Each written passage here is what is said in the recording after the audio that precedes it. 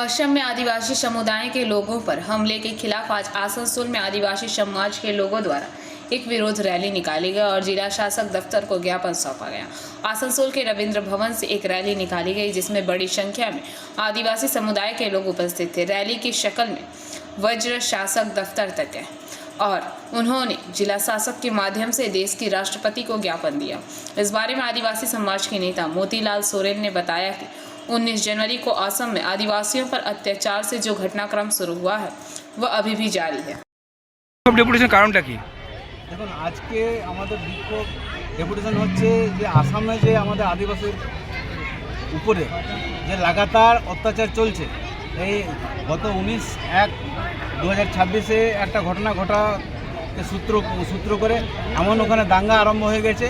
কিন্তু এটা প্রথম নয়, এর আগেও বিগত দিনও বারে বারে আমাদের আদিবাসীদের উপরে এই অত্যাচার হচ্ছে। ওখানে কিছু আসামি আছে যারা নিজেদেরকে ওখানকার ভূমিপুত্র মনে করে এবং বাকি ভারতবাসীকে দেশের বাইরের লোক মনে করে। কিন্তু আমরা চাইছি এটা কেন হবে? তাদের ওখানে 30টা ঘর পুড়িয়ে দিয়েছে, আপনার একজনের জীবন চলে গেছে, কত লোক অসহায় হয়ে গেছে, লুটপাট হয়েছে, কত ক্ষতি হয়েছে। আমরা চাইছি যে আসাম সরকার বা কেন্দ্র সরকার যথাশীঘ্র ওদের ক্ষতিপূরণ দিক। যাদের মারা গেছে কিংবা যাদের ঘরবাড়ি ধ্বংস হয়েছে তাদের সকলকে শান্তি ফিরে আসুক, তারা যেন নিজের স্থানে বসবাস করুক শান্তিভাবে। এটা আমাদের দাবি। তারা কি সবাই কি আদিবাসী সম্প্রদায়ের মানুষই ছিলেন? দেখুন, ওরা নিজেদেরকেও আদিবাসী বলছে, ওখানকার ভূমিপুত্র বলছে। আমরা যে বই পড়েছি প্রথমে, এই দেশের আদিবাসী বলতে বোঝায় কোল, ভিল, সাঁওতাল, মুন্ডা এরা। কিন্তু কোল, ভিল, সাঁওতাল, মুন্ডা যদি এই দেশের হয় তাহলে আসামে তারা বিদেশি কেন হবে? তারা বহিরাগত কেন হবে? যদি আসামের কোনো ব্যক্তি এখানে এসটি সার্টিফিকেট পেয়ে থাকে, এখানে এসটি সার্টিফিকেট আছে, আসামে অনেক অসমীয়া আছে যারা ওই বড়ুয়া টাইটেল করে, তাদের এখানে বেঙ্গল সরকার এসটি বলে তফসিল করেছেন, নথিভুক্ত করেছেন। কিন্তু আমাদের যারা বিভিন্ন রাজ্য থেকে আসামে গেছে, ওখানকার হয়তো এখন গেছে তা নয়, হয়তো 500 বছর আগে, 200 বছর আগে, তারাও কিন্তু ওদেরকে এখন বলছে বাইরের লোক। আমরা তো ভারত তো আমাদের বিভিন্ন নানা ভাষা, নানা মত, নানা পরিধান। তাহলে এর মধ্যে কেন এই আমাদের হবে?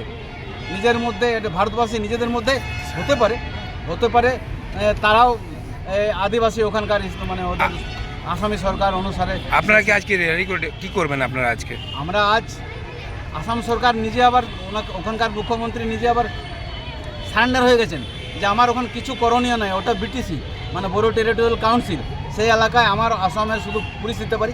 পুলিশ তো সেটিং আপ, পুলিশ তো কিছু করতে পারছে না, ওদের সামনেই তো যা আবার হচ্ছে। তাই আমরা কেন্দ্র সরকার কাছে আমাদের মহামহিম মাননীয় রাষ্ট্রপতি দ্রৌপদী মুর্মুর কাছে আমরা পাঠাতে চাই যে আসামের এই অশান্তি, দাঙ্গা বন্ধ করুন, নইলে যেমন মণিপুর হয়েছে ওখানে আরম্ভ হবে, আবার ওই দেখা দেখি অন্যান্য রাজ্যে সেটা ছড়িয়ে পড়বে। দাঙ্গা তো যেমন আগুন লাগলে একটা বাড়িতে লাগলে সব ঘরেই আগুন লাগতে পারে। তো আমাদের একটা রাজ্যে লেগেছে, সেটা যদি পাল্টা অন্য রাজ্যে যদি অন্য অসমীয়াদের ওইরকম করা যায় তাহলে দাঙ্গা সারা ভারতবর্ষে দাঙ্গা ছড়িয়ে পড়বে না। কাজে যত তাড়াতাড়ি পারেন ওনাকে আমরা করছি যে আপনি হস্তক্ষেপ করুন। এবং আপনারা কি আজকে জেলা শাসককে দেবেন? আমরা জেলা শাসকের মাধ্যমে মহামহিম রাষ্ট্রপতির কাছে আমরা পাঠাবো। আপনার নাম? আমার নাম হচ্ছে মতিলাল সোরেন, আমি অল আদিবাসী কোঅর্ডিনেশন কমিটির সেক্রেটারি, আমার প্রেসিডেন্ট আছে।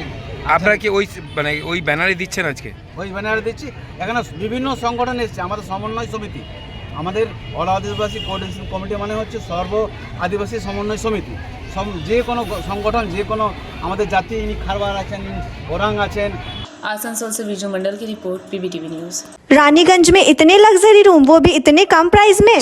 मैं बात कर रही हूँ रानीगंज के NSD रोड में लोकेटेड होटल अतिथि इन के बारे में। यहाँ पे आपको फैमिली, फ्रेंड्स और कॉर्पोरेट के लिए रूम्स मिल जाएंगे, वो भी सिर्फ 1500 स्टार्टिंग प्राइस में। यहाँ पे आपको super deluxe room, Dulux room, regular room के साथ साथ प्योर वेज रेस्टोरेंट, जहाँ से आप अपने रूम तक टेस्टी फूड ऑर्डर्स कर सकते हैं। ये होटल हाइजीनिक और क्लीन होने के साथ साथ 27 हेल्पिंग फैसिलिटी भी देती है। High speed wifi, TV with fully AC interior, 24/7 room service, good ambience, clean cupboards, separate geyser facilities, clean washrooms, smoking area. अगर आपका भी प्लान है रानीगंज में स्टे करने के लिए तो आपके लिए ये एक अच्छा ऑप्शन हो सकता है। आप यहाँ पर रूम ऑनलाइन प्लेटफॉर्म मेक माई ट्रिप से भी बुक कर सकते हैं। अगर आप मेरी वीडियो दिखाते हैं तो आपको मिलेगा एक्स्ट्रा 20% ऑफ। अतिथि इन होटल आपको रानीगंज स्टेशन से 5 मिनट वॉकिंग डिस्टेंस पे मिल जाएगा। और इन्फॉर्मेशन के लिए आप इन्हें कॉल भी कर सकते हैं। Thank you for watching.